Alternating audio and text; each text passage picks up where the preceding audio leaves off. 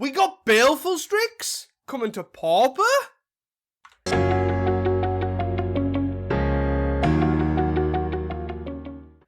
Hi guys, welcome back to Casting Commons, the show where we talk about Pauper. I'm your host Teasdale, and Callie's absolutely broke me. This is my co-host, the Sarah Angel himself, Callie Kais. Hello. Even though technically I'm Sarah Angel by the background and you're Baleful Strix. But anyways, because you can tell these cards completely look like what I've just said they are, right? I'm just a stuffy doll. Yes, is that what you are? Before we start, do not forget to support us by rating us 5 stars on Spotify, following us on Twitter at CastingCommons1 for the most recent Pauper deck lists, and of course, subscribe to us on YouTube, and that is also including our own respective channels, which you can see in the handles below. Look at that. Winged it a little bit, and it still sounded smooth. Like butter. Easy peasy. So, pal, how are you doing? How you doing? I'm doing pretty well. Over the weekend, we had like this workout group that gets together on Saturday mornings, and one of the dudes decided it's like an outdoor things, just to get guys together to do hard stuff together in the morning and then kind of hang out, because older guys don't like have any outlet to like meet other guys and like make friends, especially friends that are just like trying to do things for positive reasons. Especially in the US, like once you have a kid, you're not going to the gym and hanging out with other people. You're not going to the bar. There's not a sense of community. So that's been pretty fun. And then we've done a bunch of like random, really hard stuff. We hiked. I did a 28-mile hike wearing a 35-pound weight vest, and I had to do it in under 10 hours. All right. Okay. So that was pretty hard. Yeah, it was just very blanket statement, like hard stuff. Like what? Like, did you have to dissect a washing machine and put it back together? Or, like, do you know what I mean? Like, what hard stuff? Like, did you have to find a needle? Oh, right, okay. See, physically challenging stuff. So you didn't have to find a needle in a haystack or something? Like, someone just put one in there. It's like, go find it. We had to do the Rubik's Cube as fast as possible. Like, very clear. Develop your own algorithms. But regardless of that, we did one on Saturday that was pretty dumb. It was 1 mile for time, but every lap you did a different exercise. So the first lap was a burpee broad jump. So basically get all the way down to the ground and then stand up and jump as far as you can. So you do that for an entire 400 meters. And then it was walking lunges for 400 meters, and then a bear crawl for 400 meters, and then run 400 meters. So I've been hobbling around since then, which is kind of funny. So what you're saying is quite funny that a bunch of older men all meet up to do really hard exercises just to remind them how old they actually are and are hobbling for the rest of the week. Is that basically what you're saying? It gives you motivation to keep exercising so you don't feel as old and stupid. Is that what it is? Yeah. One of the other guys had just come, and he used to be an athlete, so he didn't show up for a couple of weeks. He comes back. He's like, yeah, I couldn't show up because I couldn't move my arms. They were locked in place. I got rhabdo. It's like, oh, geez. Yeah, each to their own. It was fun. Yeah, I had a good time. That's good.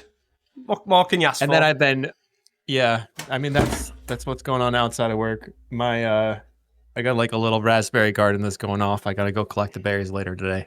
Oh, exciting. My impromptu light just fell over. We've had a lot of technical issues with my light today before we started recording. So for me, I've been quite busy with work, to be fair, as of late, just generally. So like doing later than I thought I would, but I haven't really managed to play much Magic. I did manage to build a deck, which we'll sort of touch on in later on. Haven't managed to play it yet, but I'm excited to try that. But I also did get to play at F&M, our local F&M, which was quite fun. Nice. Which I don't normally get out the house for, but I thought, why not? I'd been like trapped in the house almost all week, so I was like, I need to get out. And I played Boros Tribe, so it was fun. Got some more stories for that as well. But that's more Magic related. Non-Magic related is not that exciting, unfortunately.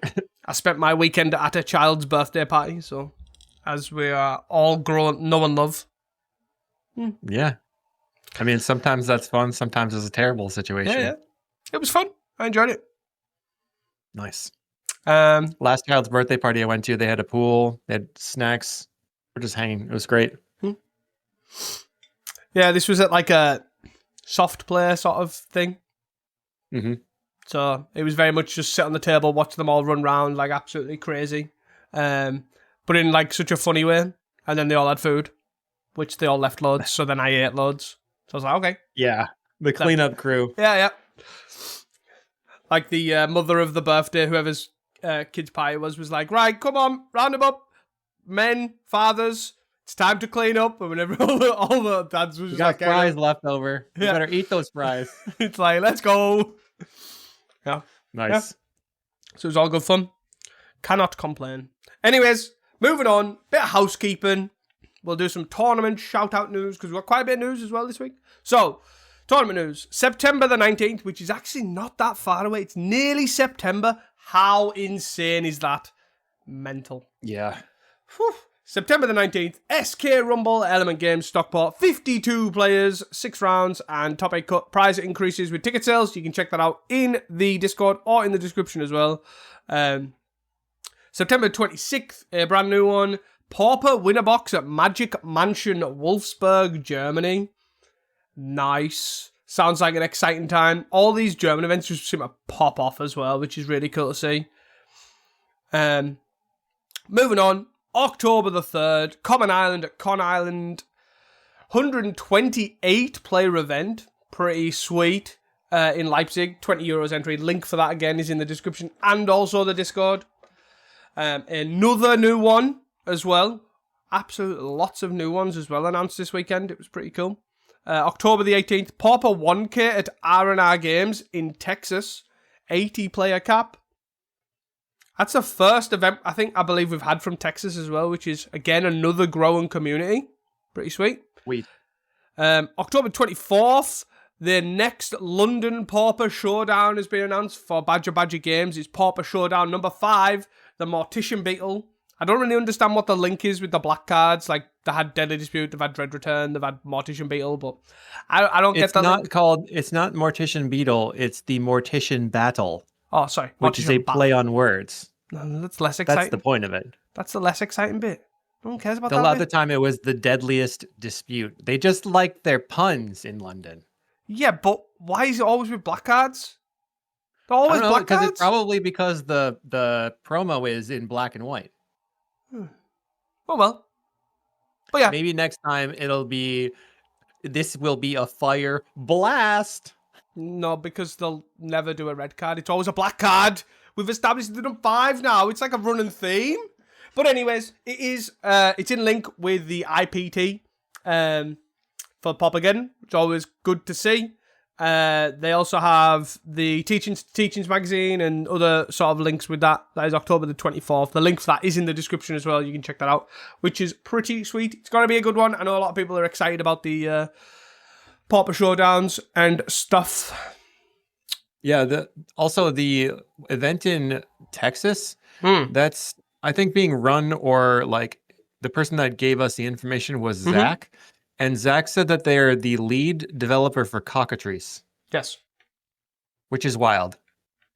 I don't know if everybody knows, but Cockatrice has been like the main way to play online that's outside of Magic Online. It was like the main free-to-play one. So that's really cool. They're getting into Paper Pauper now. Yeah, I think they've done quite well anyways. And so by when I was talking to them, because they messaged me to ask if they could like post it, I was like, yeah, sure, by what that, like, go ahead, that's what it's there for, sort of thing. But yeah, they seem to be like doing quite a lot of Pauper stuff. They were just like, oh, we just thought we'd like shout these out, if you know what I mean. So it's good that it's obviously growing to somewhat a community. It's pretty cool. Anyways, moving on to the news, which I imagine is going to take quite a lot of our segments. So first of all, I just want to mention, so Magic Online have revamped their structure, but that also has meant that we will be in the coming weeks revamping the podcast structure to some extent, because as you'll get on, they've now increased the challenges even further, which basically makes us covering challenges not exciting, right? It's too, like, even with, if it was 7 interesting challenges, it's still a lot to cover. So it becomes a difficulty. So going to do some work on trying to how to move that on. I don't know. One thing is that Linktree has been, he said that what he's going to do is compile all the top 32 data and put out like a meta report and try to pick out some of the spice. So we might just give him a shout out and read that. And just read his shout. Linktree made this tweet this week. See how we get on. That's the structure. Yeah. Anyways, so MTGO or Daybreak have revamped their structure with quite a lot of the events. That link in the blog is going to be in the description, in the show notes, so you can check that out. Essentially, first thing, prelims weren't firing, so they've got rid of the prelims, except for limited prelims for some reason. I'm assuming they must fire. Yeah. So they've gone, and then what they've added is gold single elimination events, which are on-demand 8-player queues, but they are 8-player queues for the mock season format. So when Pauper is a mock season format, they will add gold single elim queues, which are like 150-player, 15-ticket events with 8 people. They'll fire on demand. You can just keep entering, and obviously, whenever the 8 plays in, if you lose, join again, sort of thing. If you get one win, you get your like 100 player points back or something, and then if you get 2 wins, you get like 200 player points or something, and then some chests and some QPs. And then if you win, I think it's like 300 player points, 8 chests, like 4 QPs. So they're pretty cool. It's a good, to me, it seems like an interesting way.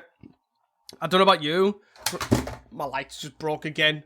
It actually looks fine where it is. Leave it literally there. I am holding it.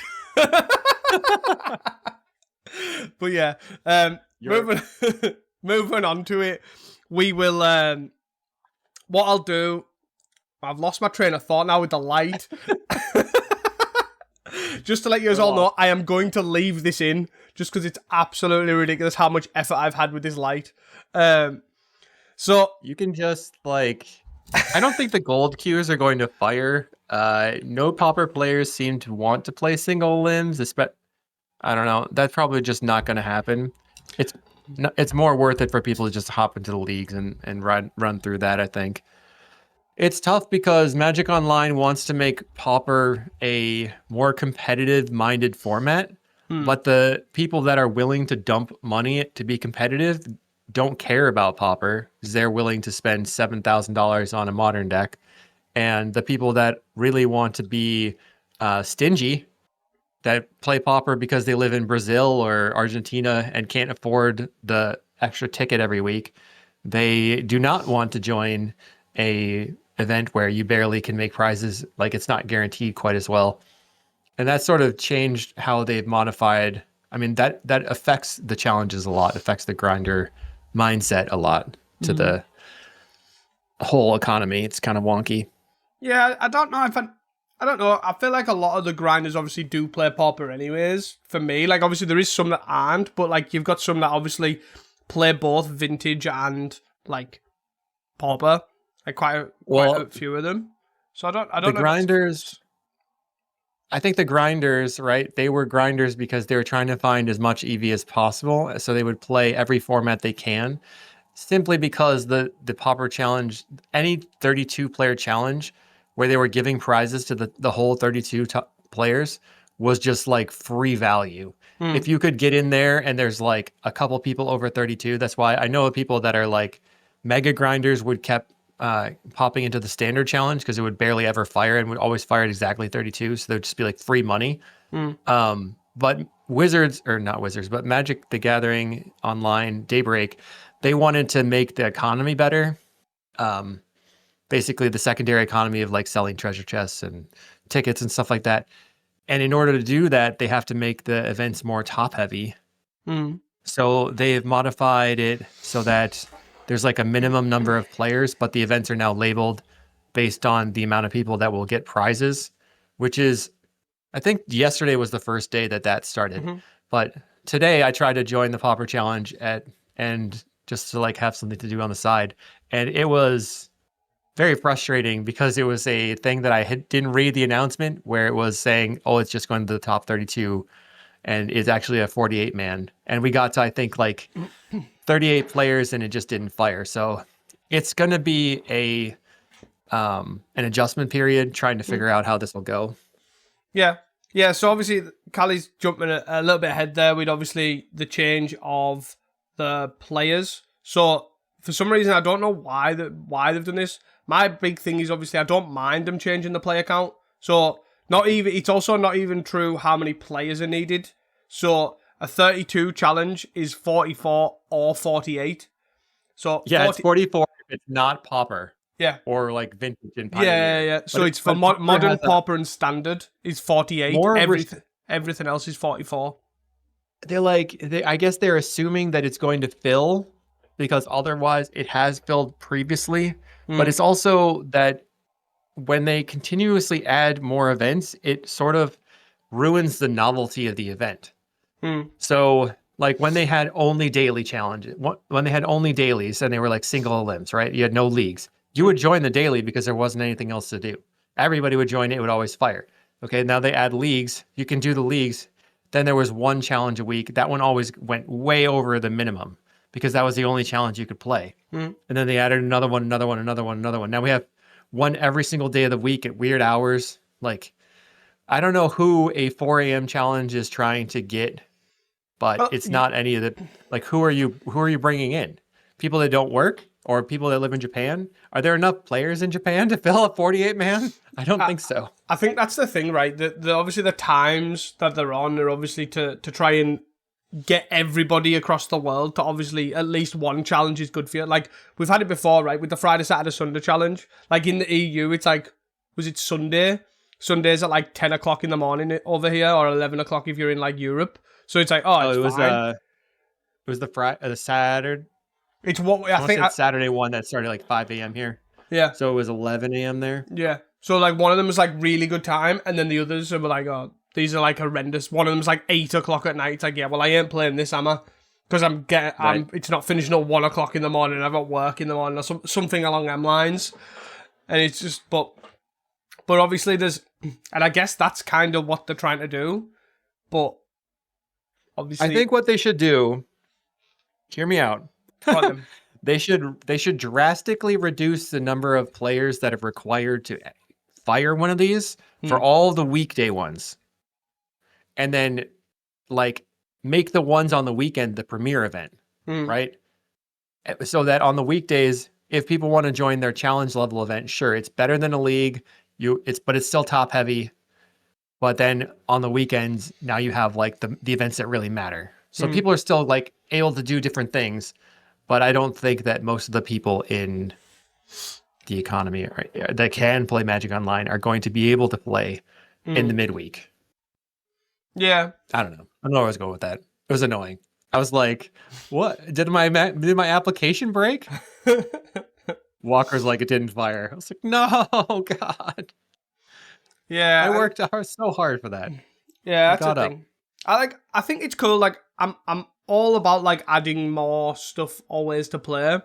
Like 7 days a week is now obviously for Pauper. So, and I think Modern's got 7. I think Legacy's got 6 days a week. So they're doing like a good revamp for like Eternal formats. So I think which is cool. Like I really like it. The big thing for me is, as you've sort of put, and it happens in a lot of games. Like for me, like I play Fortnite on the like side, right? Fortnite's done the same way. It's now got like 9 to 10 plus different game modes, plus like people playing kitchen table games that people have made in Fortnite. So all you've done is just spread the player base really thin. And that's sort of what you're doing, very right? Similar. Yeah, this happens a lot for local events where people will get excited and then they'll be like, let's have more events. And then 6 stores hold an event and then now none of them fire. Same thing happened. I was going to like a local CrossFit gym. It was the only one in the area, so it was packed. And then everyone there was like, I could do this. I'll open my own. And then at one point there were like 12 in the area and now there's 2 again. So all these people had this plan of it's just flooding the market.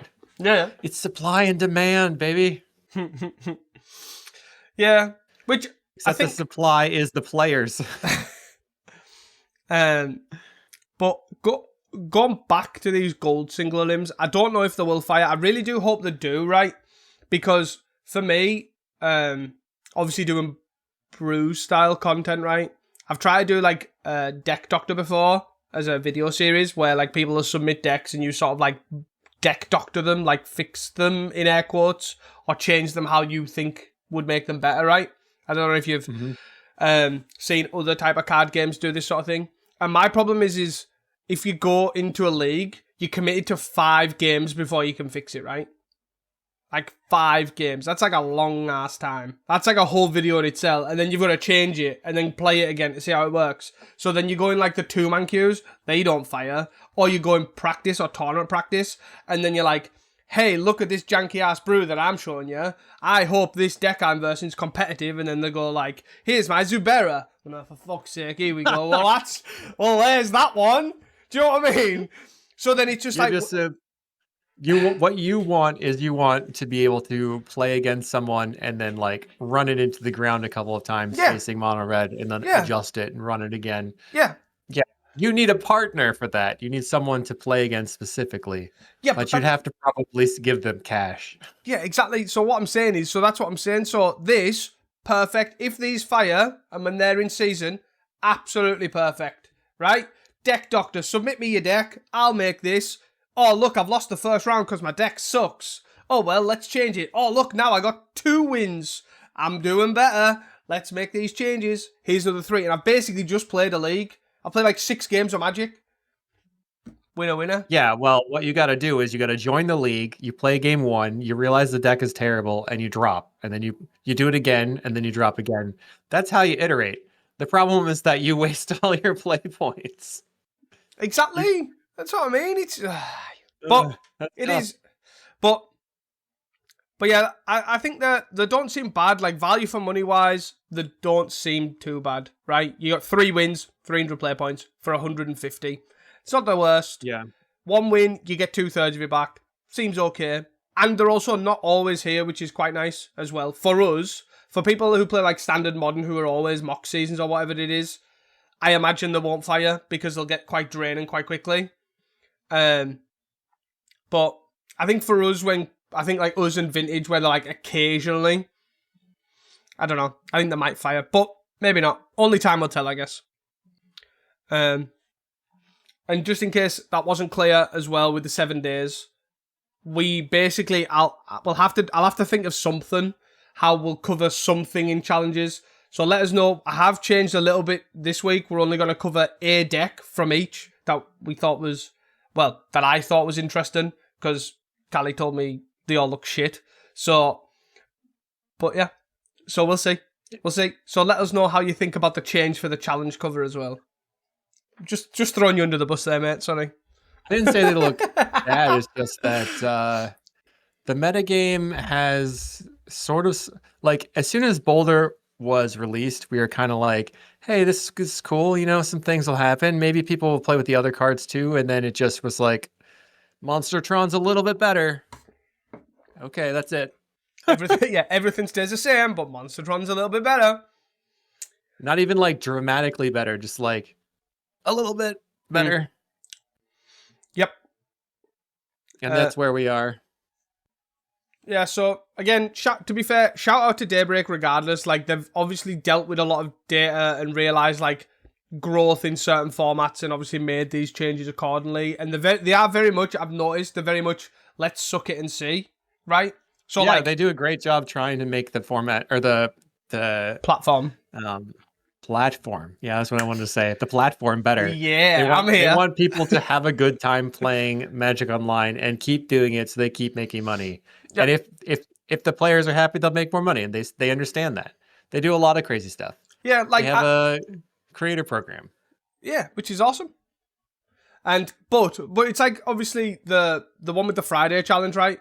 Was someone suggested was like, could we have a Friday challenge, because it's really great for people who are busy on weekends, but like Friday's like their chill time. And then that's it. It did really well, and it's now a staple, right? And it's the same with the Wednesday, Thursday. The Wednesday, Thursday was like, oh yeah, here you go, test for Seeker Bow. Oh look, now they're firing, they're doing really well. Everyone just keeps them. It's like, oh, there you go. I'm in. They're like, we're not gonna say no. Yeah, sure, fire away. Anyways, so that's one news. We also had, which to be fair, I was really busy yesterday, so I ended up couldn't record. So here we are on the day after of normally recording, which is actually a blessing in disguise because last night the Scryfall, I don't know why it was announced on Scryfall, like they changed the border and everything, it was really weird. They announced the secret lair, the Zeta set. No one has any info on what that is, really. Guerrilla marketing. Yes. They're just like, boo, here is some cards. But some of the card numbers go up to like 139 on what cards are set. So they're assuming that because it's marked as a secret lair, people are thinking that it's going to be like either boosters or like pre-con style boxes or maybe just like 12 million sets of secret lairs. Who knows? But for some reason of that, they've been given rarities. Right? Spoiler, if you don't know, and these cards behind us are part of this set, right? 2 cards are spoiled. One was Serret Angel, which is obviously the most impactful one out of the 2 in this conversation. The other one is Baleful Strix. Have both been marked as common. So, by the rules of Pauper, the answer to me is if this should be legal in Pauper. To me, is a yes. Right? Yeah. These should be legal in Pauper. However... But what happens if you just change the rules? Yeah, so, however, Gavin, I'll put the tweets in the description as well so you can read them yourself, has confirmed that this is not the intent and they will change the rules accordingly, as secret lair products are not designed to impact Pauper. So, first point, 1, is Pauper an Eternal format? Can you answer that question for me? My understanding is that it is. Right. So, is Legacy an Eternal format? Yes. So, when they added the Walking Dead secret layer, did they go legal into Legacy? Because They are indeed. Huh. So, I thought that was like a legit set. That was just a secret lair. Yeah. Oh, It's like come 5 on, cards. And it was like... And then literally, so that is legal in Legacy. But this... Because it wasn't the design intent to add to Pauper, they're just like, nah, it doesn't count. Why does it count for Legacy? We're supposed to be the same? They need to walk that back 100%. I think that the fact that they're just like willy-nilly changing things really reduces the customer confidence in the PFP, and it makes them... this is such a bad look. Like, and then I went into Alex Ullman's Discord and I tried to explain that changing the rules like this was not the greatest thing to be done. And he said, well, when they unified Pauper, that changed the rules. And when we released commons on Arena, that changed the rules. And I think everybody wants the rules to be stable. I think that people don't want to be scared of things changing randomly. And we had, like, it literally just happened with the Seeker Bow thing where they're like, yeah, it's going to be fine. Or no, it's not. Or maybe it is. I don't know. We'll just change the rules. We'll just post pre-ban it. We'll pre-ban it, but like 2 weeks later. Yeah. And like, don't get me wrong. Like, I do think they do have obviously the intention behind them, right? And just to clarify, Gavin also followed up this tweet with saying he obviously has seen the set, right? He knows what's in this set. And he said, even though like Baleful Strix is a beloved card, there are other cards which aren't fun for Pauper. But my thing, if the PFP can't choose what's in the format, they are able to ban this card. They do not have to remove a full set of cards because of that. Yeah, maybe there's some things that are just fine. Like Serret Angel. I want to go. Yeah, that would be pretty sick.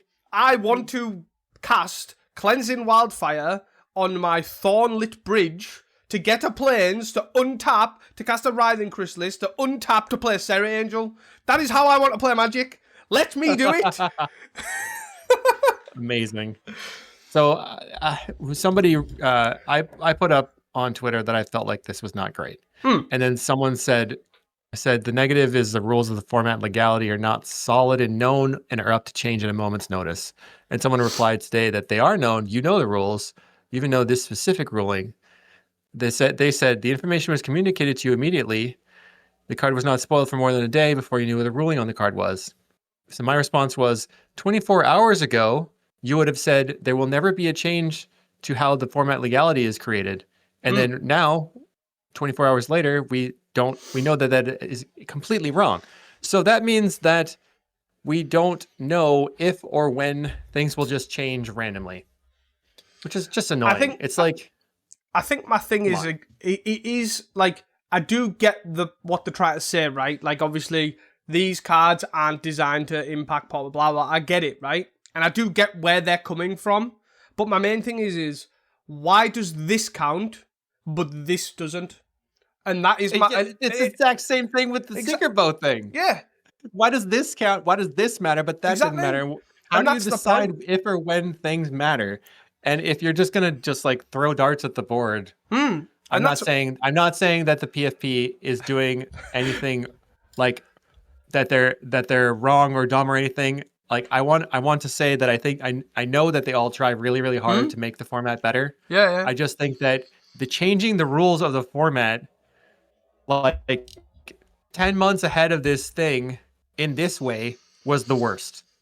If they had said, hey guys, we got a thing coming up and it might affect, we think it's going to affect Pauper negatively and we think we're going to do this again. So we're just going to make the rule change. And then everyone says, okay, well that kind of sucks, but there. And then this thing comes out. But they also should probably make this rule change, like you said, for Legacy and stuff like that. And then if they do that, then you can't play them in Legacy and Vintage. And it's like, what? But I think the thing is, though, for me, like, people in Legacy, right, have accepted that it's almost, or Vintage as well, is the same, right? Any card printed is legal. So if it's, and to me, my understanding of Pauper is it's the exact same thing of any card printed is any card at common. The only difference is the rarity. And obviously you'll get people being like, oh, well, it hasn't technically been printed if it's on Magic Online. And I do get the unification. The unification was obviously to prevent confusion. This adds confusion. So we can have Commander, we can have the Team Turtle Up battle set, we can have, whatever, but we can't have this random 100-card secret layer set. Did you know that Bonder's Ornament was downshifted to common because it was in a pre-con Commanders? So Go for the Throat was also the same. In that and noted there specifically. And now that's just accepted as part of the format. So are we going to disallow pre-cons?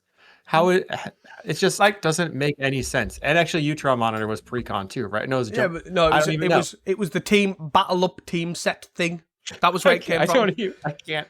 It was my brain's not computing this, but it was a box that was. Can you remember the Arch Enemy set thing where you played against a deck that played itself and it was supposed to play Nicol Bolas, and it was like basically it was a pre-con set of decks. Like basically you got 4 decks or whatever it was, and then you got this Nicol Bolas deck thing, and it played itself, and you basically, the entire thing of the game was you tried to kill this Nicol Bolas person that was sort of just taking its own turn, doing its own thing, right?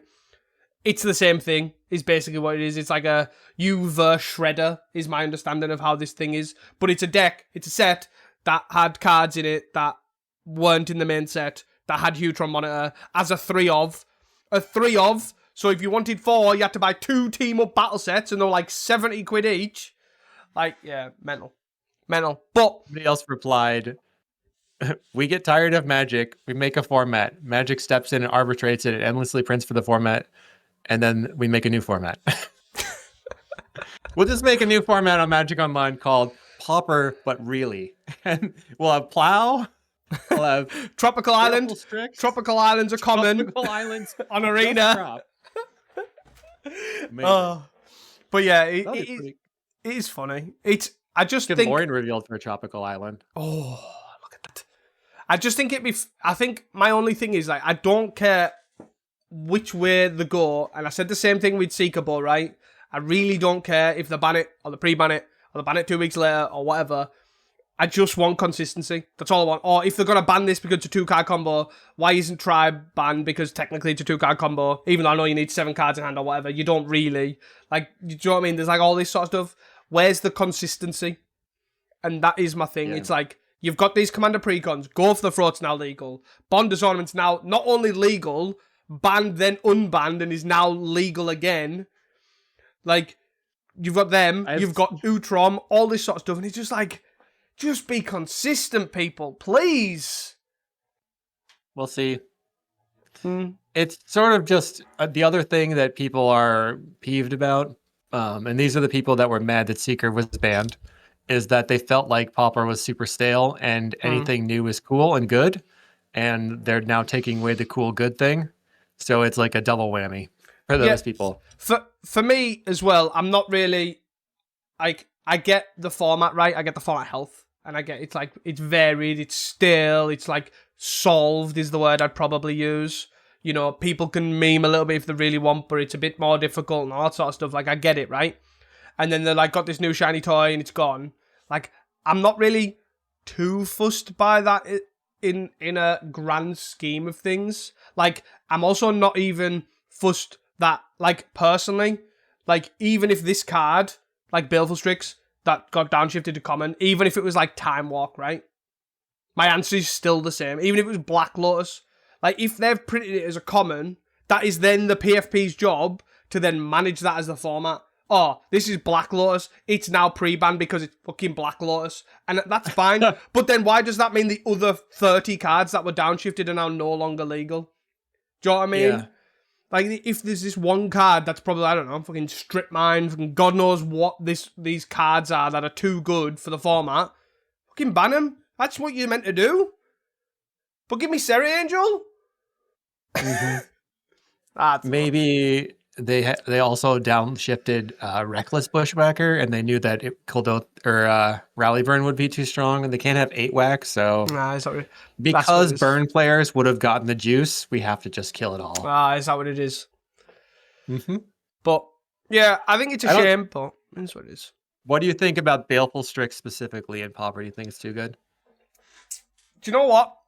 I think this card is very powerful, right? Let's be honest, right? This card is very powerful. It's an artifact, it flies, it's got Death Touch, it's, you know, it's in 2 of the strongest colours, all that sort of stuff. It was very good in Legacy at one point. Is it too good? Maybe. I could also see this, like I could also see Seeker Bow just fitting into the format. I think this would probably power up. I forgot that it was a bird. Summon artifact bird. I could just read it. Yeah. The card would fit into like a ninja's strategy pretty well, which is something that I don't like. It gives you some tempo stuff to do. Woo! Get out of here, tempo. It makes affinity better. It's just like kind of like the Manamorphose for affinity, right? Pretty nice. It probably would feel oppressive immediately and then not be that oppressive. It would just be with the way things are. That's how I would see it probably. Yeah, I think it's like, obviously you can't go wrong with it, right? It's a bird that replaced itself. It's got very powerful types, right? It's also got very powerful text. It trades with pretty much anything, like all solid stuff. Like, imagine they're on Jund, right? And you're literally he's there Riven Chrysalis, and you're like, I guess I'll attack for 1. Are you going to trade your 4 or 5 Riven Chrysalis with my shitty 1/1 that's already replaced itself? No. Then they have to make the decision. I was just about to say that's kind of an interesting thing that could happen gameplay-wise. They have to make the decision, do they want to kill their Riven Chrysalis or have them pick up the bird with a ninja, draw another card, then play the bird and draw another card. And at that point, it does seem a little ridiculous. But it might be, like, but again, my point is that's for the PFP to, like, so first of all, the only person on the PFP that has future knowledge of sets is Gavin. So PFP see cards when they come out, as we do, and they react accordingly, right? Totally fair. So then he's unilaterally deciding a rules change. Yeah. By himself. So there's no panel. There's just one guy. No, there is a panel. Like, obviously, they also decide as a panel, like, to ban things and unban things. But he doesn't get any input in card design as such, and no one else gets to see new cards because they are just ordinary people who are on a panel. They don't work for Wizards. Do you know what I mean? So, like, for them to then make this... So, say, I imagine they've seen this, and then I don't know if, obviously, Gavin's decided upon himself, oh, this isn't how it's meant to be, let's thing it, or what. Or if they've then seen it, it's been officially spoiled, and then they've had a discussion and went, yeah, let's keep these out. I have no idea. I cannot confirm nor deny. But it's strange for them to have this... I don't know. I just feel like there's so many inconsistencies with all of this. As of late... that I just want it all to be the same. I want to know where I stand, and now someone rocks up and be like, oh, this card is a common. Sees this card, has bought this product and went, this card's a common. I'm going to put it in my Pauper deck. Then I rock up to a tournament like, oh, you're not allowed to play with that one. That common's not allowed. Yeah. And I know that's probably a very big long shot. Like, let's be honest. Like it is, there's cards from Magic Online that are uncommons and people are rocking with uncommons, bringing it, you know, all that sort of stuff. Like, not everybody... I think... things need to be as clear as possible.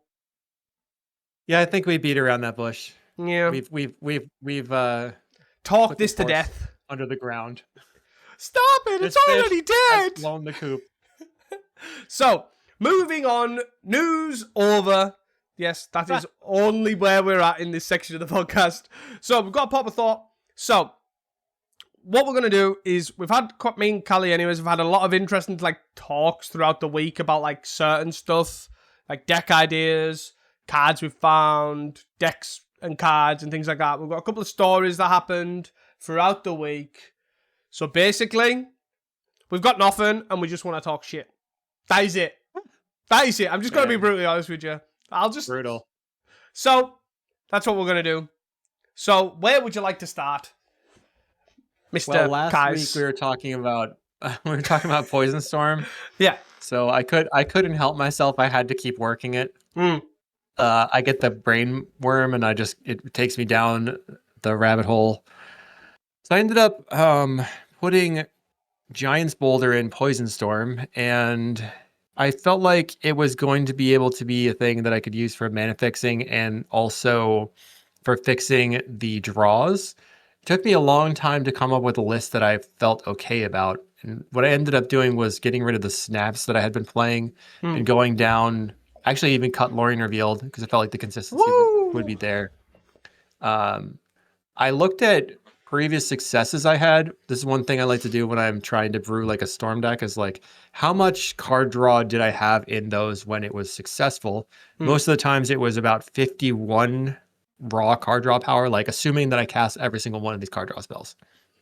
So I went down to, I think, 46 or 47, but the Boulder was good. It helped me fix my draws often. I could, I could keep like Scary plus Island and go Boulder into Pentad Prism, and then next turn play Contentious Plane, and all my colors are online. That was really good. And then I played a couple of Breath Weapon in the main deck, which ended up being quite good, helping a lot versus both style of burn decks. And I decided to play Cast Down in the sideboard with a one of Doomblade, because I was like, yeah, Doomblade. It was Doomblade's for a non-black creature. I mean, it's the 5th Cast Down, right? I didn't want to play whatever the other one was, Go for the Throat. Because Go for the Throat, I believe, is non-artifact. And I figured the reason for the cast downs and stuff was Monstertron, and some of those things are artifacts. So there you go. That makes sense. But I got to Doomblade a couple of things, so I felt pretty excited. Nice. And Boulder a thing or two. Ended up 5-0 with that, which was really sweet. Nice. Poison Storm back on the menu. Let's go. Oh yeah. And then the other deck that I was working on was Eggstron. I was playing a league and I saw somebody playing like a Flicker deck with Cryogen Relic, and they were also playing the card Futurist Forge, which you might not ever even have heard of. But Futurist Forge is 1 and U, so 1 and a blue. For an artifact, when it enters, you draw a card and you can pay 3 and blue to sacrifice it and draw 2 cards. It's from Marvel Superheroes. Oh, yes, I have seen this card. And Marvel was the set with Bo, right? So nobody gave a crud about this. It was completely lost. But the thing is, this is a draw 3 for 6 mana. And if you have a Foundry Inspector in play, it's a draw 3 for 5 mana, similar to Lorien Revealed, that you can get back with something like Frantic Salvage or even a Mirror Retriever potentially. So this could potentially change the game for Eggstron. So I was trying to work on my Eggstron list, ended up basically taking something that Entropy 263 or Birdman had success with, and I played 4 Futurist Forge and 4 Spare Supplies, like as my card draw package, and which just was super, super, super good because I was really trying to find a way to have a lot of artifacts and a lot of card draw and still be able to play Pact Altair in the deck because I wanted to like close games before I had to draw my entire library because it's just taking forever to do anything. And then I paired into Jessica Ephemerate twice, and I still almost timed out 2 times. I was so frustrated. And then round 5, I played against Giorgio Combo, who was playing Control Thengrintron, who also just was like trying to time me out while he was 10 minutes down on clock. And I was just like, this is not how I thought this would go. But Futurist Forge was very, very, very strong. So that both of those are actually on video, which will be out in a couple of days, or maybe by the time you hear this podcast. And then I was playing some other league. Was it the Poison Storm League? Okay, I think it was when I was playing Poison Storm. I paired against somebody playing the Corrosive Restorer combo deck, which was a deck that Dougwerg dreamt up. He called it Amulet Titan for Pauper because he wanted to play this card like Seedborn Muse or something. That card was 2 green for like a 3/3 or 1/1, I'm not sure, that you can untap a land, and then whenever a land enters, it untaps the creature. So that was like his Titan kind of thing. And we ended up moving off of that and moving towards Corrosive Restorer, which is 2 in green for a 1/2 that taps to untap a land. But with Threshold, you can untap up to 3 target lands. So the idea is that you have bounce lands in play, you untap 3 bounce lands, so you make 6 mana. And we were using like sewer valence camera to untap it, and then trying to like flicker the camera and Archaeomancer to like do that nonsense. But I paired into this person who found the sauce, like legit. The sauce. Yes. So they included Evolution Witness in their deck, which I'm pretty sure everyone knows, but it's 2 and a green for I think a 2/1 with adapt for 1 and a green. And when a +1/+1 counter is put on it, you can return a permanent from your graveyard to your hand. So this was used for the Glee decks, which was awesome there, of course. And you were playing it in ramp, like discarding your guy to just keep the pumping 4 mana it up. 4/4, which I definitely haven't forgot its name, and it has reinforce, right? You discard the card to put counters on it. You can bring it back. That was fun. But what I saw them do was so awesome, because let's say you have a first day of class active. You put the Evolution Witness on the table. Now it's got a first day of class trigger, but you can adapt it in response, return a Sewer Valence camera, play the camera still with that trigger on the table, untap your Corrosion Restorer, then untap the lands, and then sacrifice the camera to draw 2 cards, untapping the Corrosion Restorer again. Then you untap the lands again, and then the Evolution Witness gets a counter from the first day of class, which gives you back the camera, and then you make more mana and draw more cards. So if you have a couple of first day of class going, let's say you have 2 first day of class going, you can draw 6 cards by recurring the cam 3 times. So you don't need things like Lorien Revealed. You don't need extra card draw and stuff. It was super sweet. It goes real hard. I guess for reference, for me to sort of clarify a little bit, because people will not have seen this left field combo deck, right? Like so the combo generally, obviously, as Callie said about the bounce lands and you untap to make 6 mana, what it used to do was Ghostly Flicker that guy and an Archaeomancer with a first day of class already active, so that when they flicker, the Archaeomancer brings back the Ghostly Flicker, the Corrosion Restorer's untapped, the first day of class goes off, makes the guy have haste again, you untap the 6 mana, and that sort of works out perfectly, right? So you end up with infinite mana. Right, so it's plus 3 mana, but guess what? Now you can't yield to either the camera trigger or the first day of class trigger, because now you need to respond to the first day of class trigger, and you also have to respond to the camera trigger, so it takes even more time. So it's also incredibly long even when you do yield to those. So when I played a league with this, I never once finished 2 games. I won the first game, and a lot of time would be like, right, I'm comboing off either in the second or third game, and I'm like, okay, I time out. Because it takes 60 million years to take any actions whatsoever.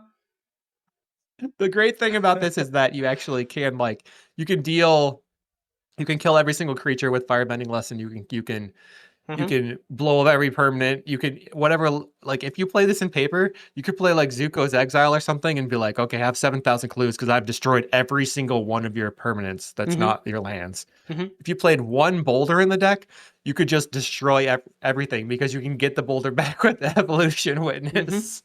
And scry your whole deck. Like, the Evolution Witness is actually incredibly cool tech, and I really like that, especially how it interacts with first aid class. Like, you know me, I love a first aid class. I am all for it. Good. My first response when you sent me this was like, this deck needs bow. Because you now don't need to flicker the Corrosion Restorer, right? Because of Sewer Cam. You can flicker the Sewer Cam and the Archaeomancer to sort of combo with the mana thing, right? Oh, yeah. Then yeah, like the original. Yeah, so you can tap and untap it. So if you put bow on your Corrosion Restorer, you can actually, win the game, which is the end result of any game of Magic, just to clarify this, because Callie just wants to draw everything, do everything, blow up things, kill everything, all that sort of stuff. But, just saying. Well, in this deck, you could make... So let's say they have Prismatic Strands. So Dugward is now playing Malevolent Rumble. You could use your Archaeomancers to get back infinite Malevolent Rumbles to make infinite spawns that all have power and toughness because of first day of class. And then you just attack with your infinite spawns. It's so good. You can't go wrong. I love it. The only thing you lose to is a fog. No, wait, you don't lose to fog because you get infinite It'll Quenches back. They have to cast the fog before you start doing anything. And then if they have, let's say they had a Weather the Storm, and then you're like, okay, I guess you have Weather the Storm, so you make even more first day of classes, and then you flicker all your creatures. Oh no, you can't flicker them to make them bigger because then they wouldn't be attacking anymore. Curses. But you could get back all the It'll Quenches and counter every single copy of Weather the Storm. It seems like pizza, right? It seems like a deck that's like really fine to play in paper, but on Magic Online it's just like, yeah, this is not playable. Let's be honest. Right, but if you have problems with your attention span, like some people that may or may not be me, this one really brings you in because you're doing a lot of things. You are taking actions. It's so good. I'm gonna have to record it and go 0-4. So what you're going to do is you're going to definitely put that deck on your deck building site, which is probably Moxfield, right? And then I can put the link of that in this description so everyone can see that fucking crazy-ass deck. All right, let me just do that real quick, and I will... Doing it right now, because you'll forget. The other option that I had was maybe instead of doing the Corrosion Restorer nonsense, would be to do the same thing with just like regular land enchantments, like Sprawl ramp effects with Arbor Elf and Voyaging Satyr. And that one I think would be a little bit faster, but a little less resilient. Yeah. But it's sweet, so... Well, you replace one card with like 3, right? Because like this Corrosion Restorer does it all, where you need Arbor Elf or Voyaging Satyr and enchantments. Yep. But, that's the problem. Yeah. I mean, what are you going to do? You still get to have your jollies. Yes. I just like Solitaire. These kinds of decks are where you just get lost in the sauce and you're like 4 hours later, you're still Solitaire and you're like, what have I done with my life? I've just wasted a day. Like, oh, that was so fun. But nothing happened. Oh, man. So then the other thing that I was working on was, but this is not on video. I was trying to figure out like how to modify my Red Storm deck. I was having issues because I like having a lot of mana, and I like having a lot of cards, and I like having a lot of lands. And you can't do all of those things at once most of the time. So what I ended up doing was going to 18 lands and then instead of playing 6 Reckless Impulses, I changed that to... So the 6 Reckless Impulse basically became 1 more land, 4 Burning Curiosity, and 1 Laughing Mad. Because basically at that point, now I have 8 Ancestral Recalls with Curiosity and Glimpse the Impossible. And then I have 5 Deep Analysis, which are the Electric Revelations. And since those with 2 cost reducers, if you have 3 cost reducers, those just like are 2 mana draw 4s. And then you have the 4 big scores for like mana fixing. So this worked out pretty well, and I ended up with a 5-0 off camera. So it was just pretty solid. The blighting didn't matter that much. No. And in the end of the game, like, you could generally cast a Curiosity for just 2 cards instead of 3 and be like, that wasn't good, but it's going to get me there, hopefully. And then at the end of the game, you draw your whole deck and you're like, okay, now I can't cast it for 3 because I really don't want to deck out. And then I played 8 Pyros because you never leave home without 8 Pyros. For like very specific reasons. It's like, I hate losing to Terra, must play 8 Pyros. I mean, if it works, it works. You have to do what you got to do. That is, if you would like Kalikai's deck building starter kit, you Google anything with storming, and it goes in the deck. So that is basically Weather the Storm at this point. Card draw and Power Blast. Yeah, and then you have to have 4 Weathers in the main, 8 Pyroblasts in the side, put another 56 cards in your deck. That is a Kalikai's starter guide to any deck. That is not wrong. Thank you for coming to my TED Talk. Should add more Weather Storms to my Pedal Festival deck. That is where you go. There you go. I saw Raptor56 was posted like a meme image on Blue Sky where he was playing Tron High Tide, basically. The idea being, if your Everflowing Chalice has 6 counters on it, then you can start doing the High Tide thing as long as you have a Refractor in play. Yeah. Which is like, yeah, that's fun. I can see why you were only solitaring it, though. So, oh, go on.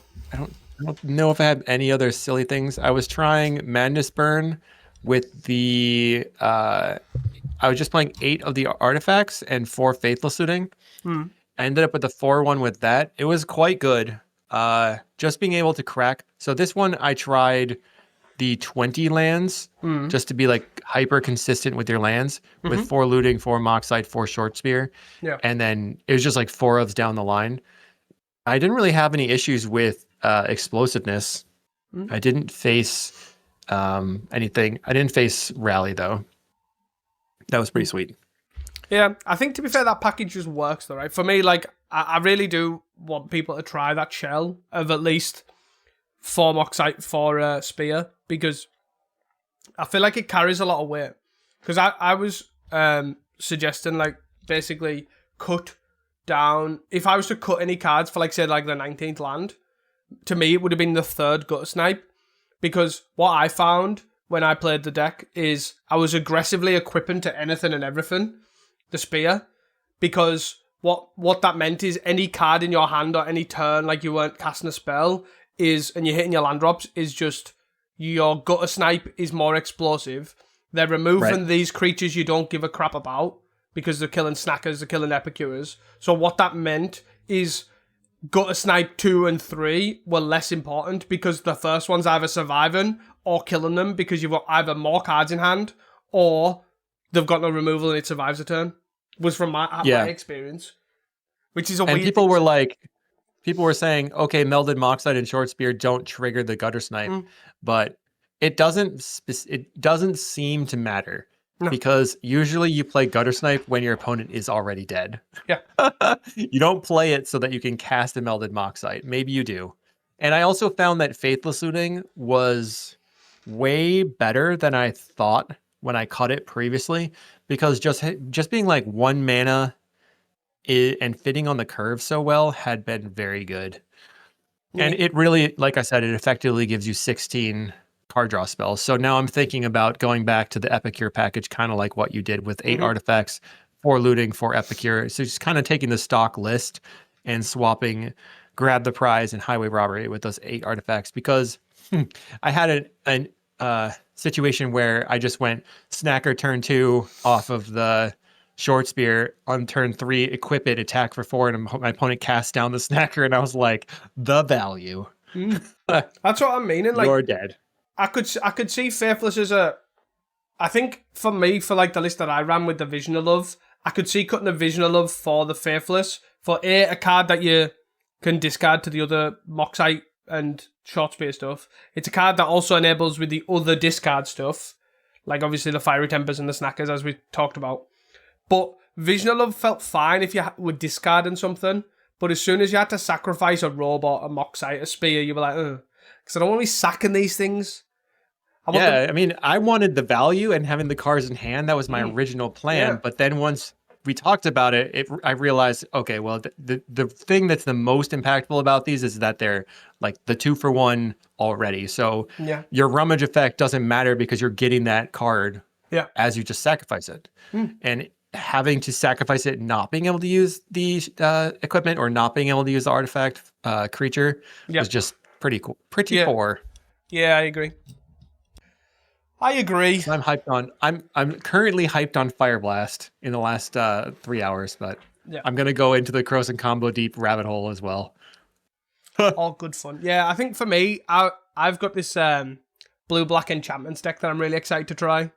So yeah, so you can go over it and then kind of like explain what your theory behind the deck is. So if people haven't seen my previous videos where I was playing black-white enchantments when Duskmourn came out, the deck was basically reliant on Balemerk Leech, which was a new addition from Duskmourn, which was like a 2-mana 2/2 that whenever an enchantment enters, it pings them, they lose a life. But it also worked on whenever they fully unlocked a room. So I was using the black 2 black room that like lost 2, drew 2 cards and all that sort of stuff. But after I played Reality Acid this week. It was last week now. I think it's out this week. And I basically was just like sea claiming. For those who don't know what sea claim is, it's a spreading seas or enchant land. Enchant land's an island for 1 blue. And then I was playing spreading seas because I expected a lot of Monstertron in leagues. So it's like, I'm just going to turn people's lands into islands and roll with it. And then I'm going to put a Reality Acid on something. And then I'm going to bounce it because there's a new green-blue bounce guy. So that it's like from whatever the latest set is, Hobbit. It's a green-blue hybrid. It like returns a permanent. It's a core Skyfisher. Returns a permanent you control, and if you did, put a counter on it, which is 3-mana 2/2, I think, or a 3/2 or whatever, and it becomes a 4/3 and gets a counter on it if you do bounce something. Sort of like Sticky Tongue Sentinel. So I was just playing like Dreamstalker, Sticky Tongue Sentinel, all that sort of stuff, and I was like, it was really fun. Managed to 3/2 with it, which is what I was again really impressed with. I 3/2'd with Reality Acid in 2026. I was like, that's pretty impressive. I'm not gonna lie, but it got me thinking, like, I really liked Omen of the Sea, which was a card I was playing, and Spreading Seas. So I thought, why not put the black side of things in the black-white enchantments deck, i.e. Balemerk and Grim Guardian, and then just put blue shit in there that's like Spreading Seas, Omen of the Sea, all that sort of stuff. So that was basically the logic behind it. I still haven't managed to play a game yet because I've just been swamped, but that's one definitely to record with this week for sure. Because it also this is kind of like so this is kind of like a pinger burn deck. Yeah, sort of. It's more like I guess it's like green-red tremors, right? Because like the Balemerk's more like an impact tremors, but you basically just cast them 1 enchantment at a time. So you're casting Spreading Seas, it draws a card. You're casting Omen of the Seas, it draws a card. You ping them as you go along, but there's 8 pingers. So there's Balemerk Leech and there's Grim Guardian. Grim Guardian's a 3-mana 1/4 with Constellation, and then they lose a life. But it's also an enchantment. So you kind of can curve out quite nicely. You can go like Balemerk Leech, he's an he's a guy that whenever you play an enchantment, they lose a life. Then you play Grim Guardian, and then it's an enchantment, so it triggers the Balemerk Leech. And it's self, I believe, from memory. And it's like, okay, I've now got 2 pingers, and I'm now just going to draw stuff. Spreading Seas, Oubliette, Seal of Doom, Imprisoned in the Moon, because that also hits lands, by the way. Nice. Oh, really? Yeah. Let me look at that up. It was a rare. That card was a rare at one point. It's nobody playing this. Yeah. Enchant creature, land, and planeswalker, I think, and it basically turns the land into a land that taps for colorless and loses all other abilities. Into a waste. Yes. Yeah. Well, the only thing I'm concerned about is that I think you're going to run out of threats and die. Yeah, probably. But maybe not. No, most likely. I definitely will run out You of could threats and play die. like a Reaping the Graves. Yeah. Or I had in the something sideboard similar. a Font of Return, which is 1 and a black for enchantment, and then 3 and a black sacrifices enchantment, return up to 3 creatures from your graveyard to your hand. So I was putting that in the sideboard for like decks with like heavy removal to bring back 3 creatures. The other one was what's the name of that card? Brine Giant, is it? It's a 6. Yeah. It's a 7 mana 6/5 or 5/6 or whatever with affinity for enchantments. I was like, what if you just played a couple of Campfire? I could also do that. This seems like the way to do it here. Yeah. You're just doing a bunch of stuff. And just do it again. But yeah. It's kind of like the Galvanic Relay deck. Yeah. You run out of action, but you just get them all back. But what we really need is enchantment lands. That's what we need. We need Vault of Whispers. That's an enchantment land. That's what we really need. That would be crazy here. But yeah, that's all I've been really working on. But yeah, the Crows and combo sounds interesting. I might have to revisit that, especially with Bowen, because I'm not obviously as trigger happy as you and Raptor. Clearly. But yeah, I mean, just do the thing. But yeah, the other thing I did want to mention, I played Boros Tribe, right, at F&M this weekend. And I had some really funny games, right? So, like, not really funny as in, like, I had some interesting things that I've never had happen before. Ever. So I was versing Blue-Black Terror, right? And I was doing the snacker thing, the Eidolon thing, and, you know, just getting some card advantage. And then I had, like, 2 or 3 snackers in play. And I was like, okay, I'll attack you. And then I got them to, like, 8. Right? And I was like, right, I'll Lightning Axe your Murmur Mystic. They had no birds. And then I was running off the top of my deck. And the way I won, which really amused me, was I ended up, they were on 4. I attacked with a snacker, and I drew a fling for turn. And I flung the snacker for the win. I was like, that is a good one. Nice. And then the other game, which was the definite thing that I've never, ever seen happen, was against Elves. Right? And they had a Well-Wisher. They activated a Well-Wisher 3 times, but on like 35 life. And I could deal, what was it? 23, like 4. I could do like 14, but had a fling or something along them lines. I think it was, no. There must have been, it was like, maybe I could do like 22 in total or something. Basically, I was 2 off or 1 off from killing them. So, what was it? I could do 17. That must have what it must have been. I could deal 17, but I had a fling. Right? But they had the initiative in play, and I'd already taken the initiative. So I'd already searched for my basic land, and I was like so annoyed. Like I'm in the tank. I'm like, oh man, I can put them to 2. I can put them at 1 or whatever it was. I'm like, they're so close to dying. So I just was like, aha, Forge. I see Forge is the trick. So I was like, escape tunnel, inside out, 17, whatever it was. Okay, take 17. I'll forge my Tireless Tribe. Put 2 counters on my Tireless Tribe. I will fling this thing for 19 at your face. And I'm like, I have just dealt 35 damage to your face in 1 turn. I was like, oh my god, I'm so impressed. I was like, I found the line. Yeah, exactly. Exactly. I was like, everyone was like, come on, I want to play the next round. You're dead already. And I'm just like, aha, fling you. Got him. It was so funny. And then the final thing that happened, which also I thought was amusing, there was a guy playing Kiln Fiend there, and all of the stuff in Boros Tribe just randomly has gain life on the end of it. Right? So they went first. They went Rite of Flame, Kiln Fiend. Right? Had 20 life of damage. Sorry, 20 damage in their hand. I untapped with no lands. Turn 1. Went Windscarred Crag, 21. So they're like, oh, guess I can't combo off now. Can't kill you. So they just attack, put me at like 17 or whatever, played a like draw spell, then attack me for like 4 or whatever, put me at 17. And then I untapped and I was like, Spirit Mascot. They're like, oh, you've got a blocker now, I can't kill you now. And then I was just like, okay, untap, pursue the past. gain 2. And they're like, fuck's sake, you're going the wrong way. And then it's just like eventually just these like little bits of life gain just mattered throughout the whole entire game. And I was like, wow. I didn't expect 1 to 2 life to matter here and there, but obviously that's a deck that just works on like very fine margins. It's just so funny. Yeah. Very nice. That was my funny stories from F&M. You can tell I don't get out of the house much. You're like, oh, fling ya. Fling ya! Got him! So, I don't know about you, right? So we've been talking for an hour and 10 minutes.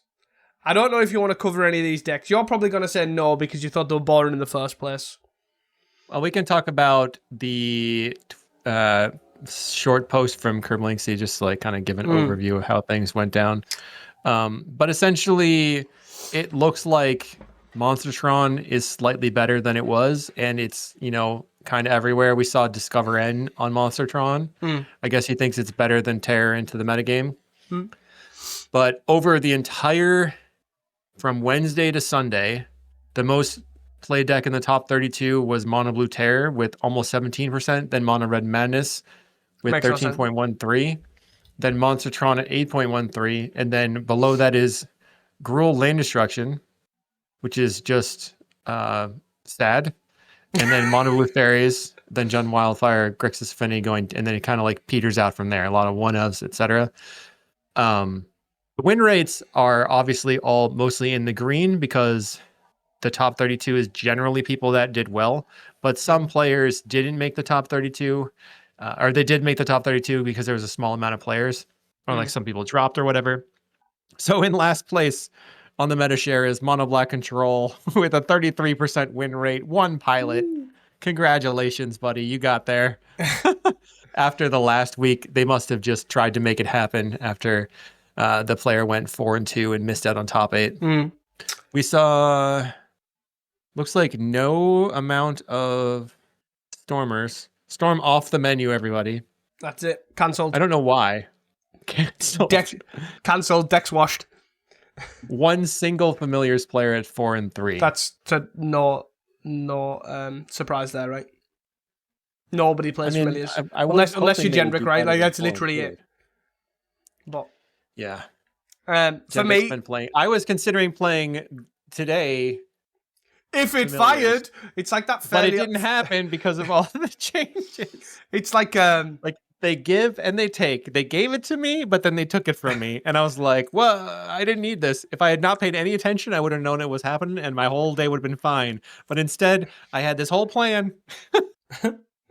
It's quite funny, right? Because, you know, it's like that Fairly Odd Parents meme. It's like, this is where I'd put the trophy if I had it. And it's like, this is where I'd put the deck if I was able to play in it.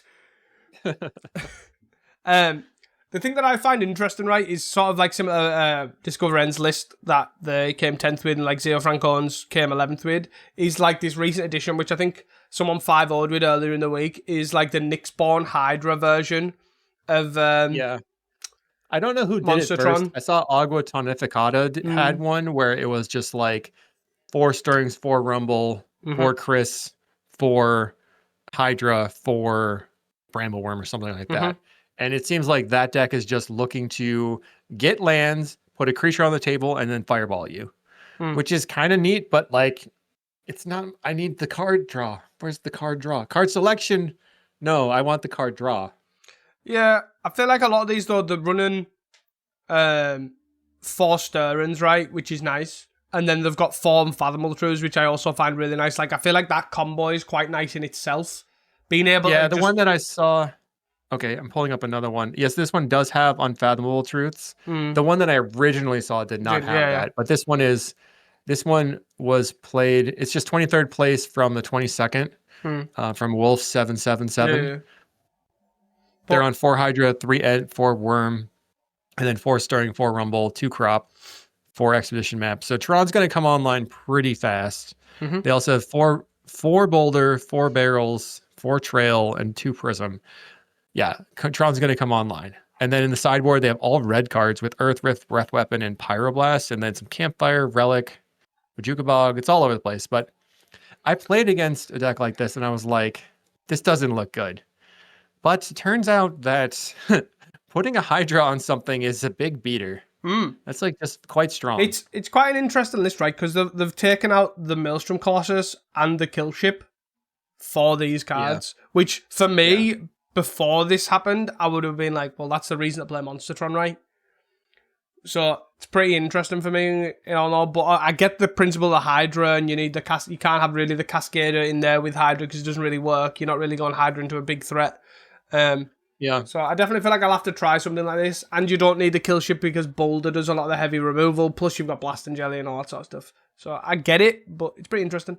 I also like Writhing Chrysalis as a way to you can get it off like obviously Stirring as well. So you can get like... neat. I covered that for a video as well. Yeah, which is interesting. That was out yesterday. So that's one big thing that I really find interesting. There's like a split in the Monstertron community that are like, play Hydra, and they're like, play Colossus, and it's like, which one's better? And then Harry Hill comes on and is like, fight! I think that the thing is that, it doesn't matter. Giant boulders.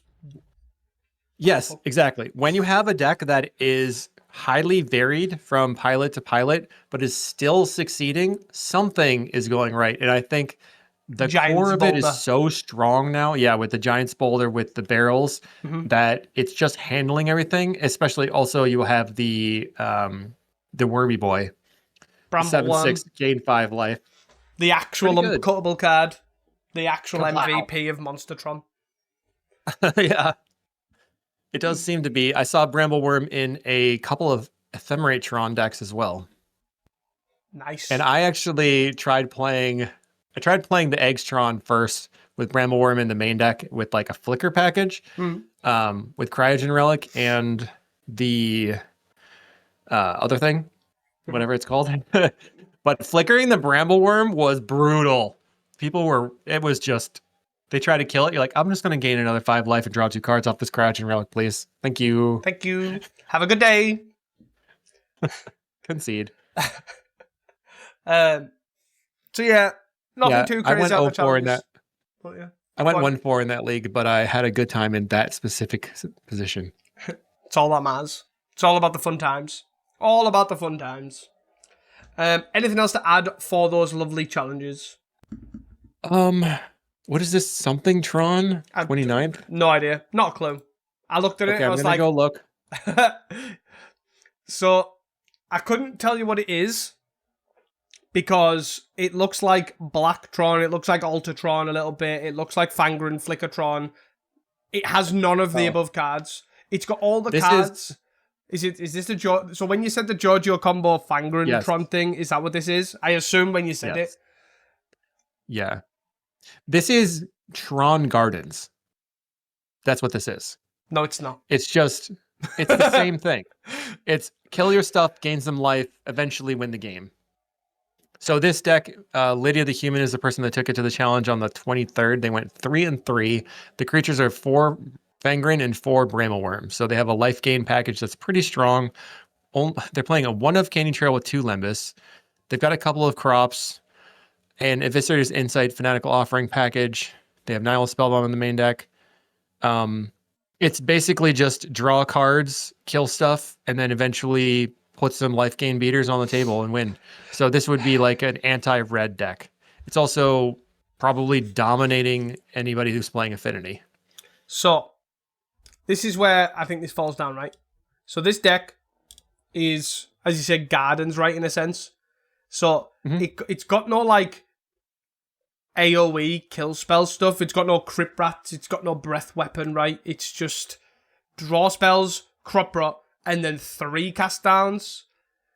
So but you have Boulder and Barrels. Yeah, so you have Barrels and Boulder, which is fine, but you now need... It just doesn't work, right? It just looks like this is just going to fumble, and then it's going to do like the flicker...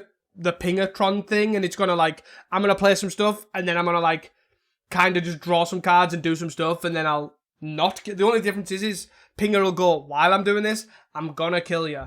This goes, I'm gonna do the same stuff Pingatron's doing, but I'm gonna hold all these cards in hand, and then I die. That's it. No. It doesn't die. That's the way it works. Instead of winning, you don't die. The Fangren Marauder gains 5 life every time you sacrifice, and every time any artifact gets sacrificed.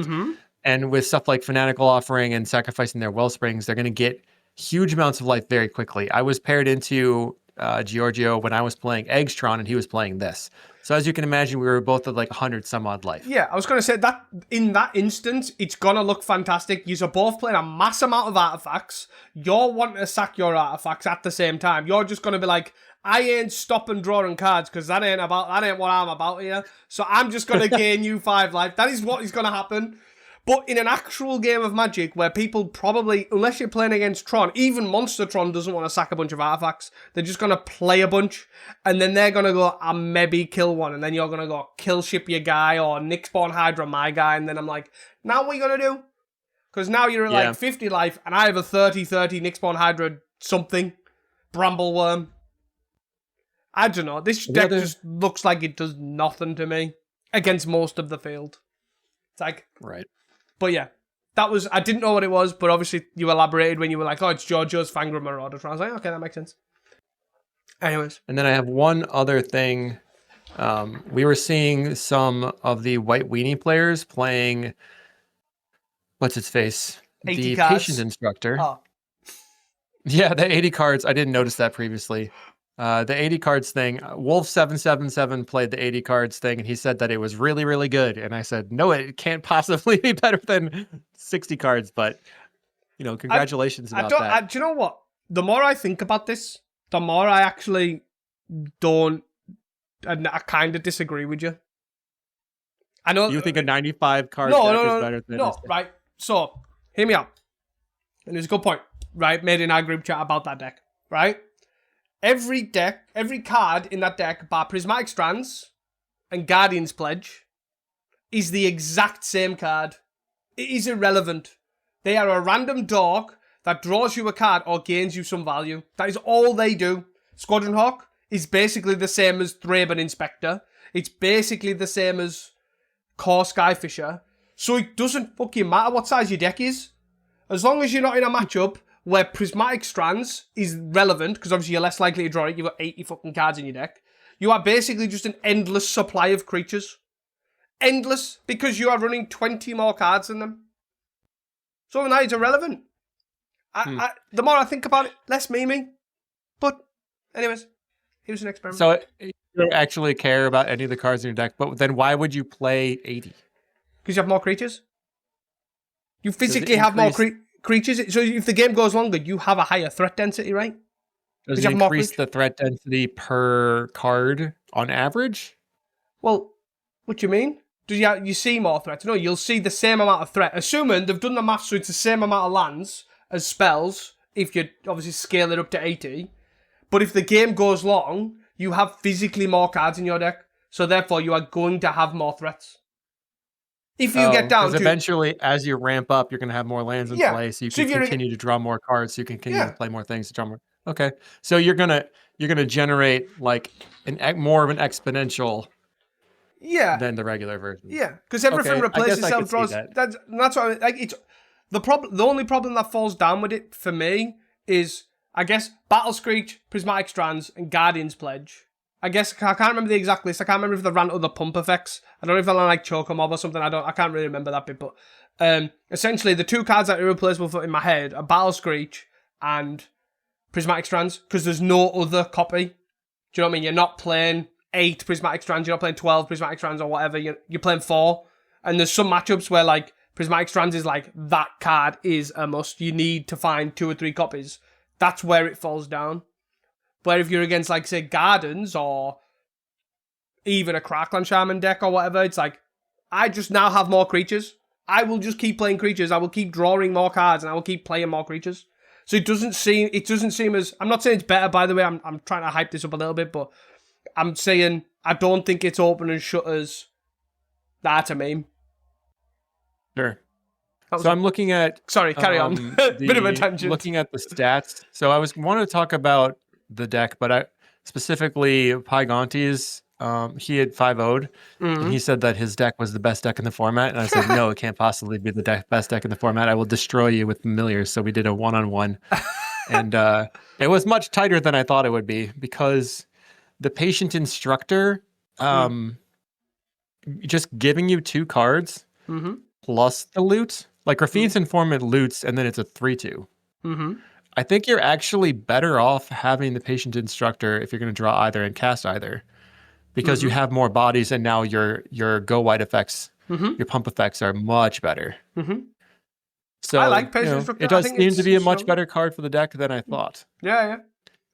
The 80 card deck seems to have a very low curve. I'm looking at the mana curve between the Hygantes deck and theirs, and it's just like way more focused on 1-drops and then 3-drop creatures. So maybe that's another way to leverage the size of the deck, in that you can, like you said, if you can draw more cards, you can play more 1-drops with 80 cards because you have more of them available. I don't know. It seems interesting. And it's really cool, interesting space for White Weenie right at the moment.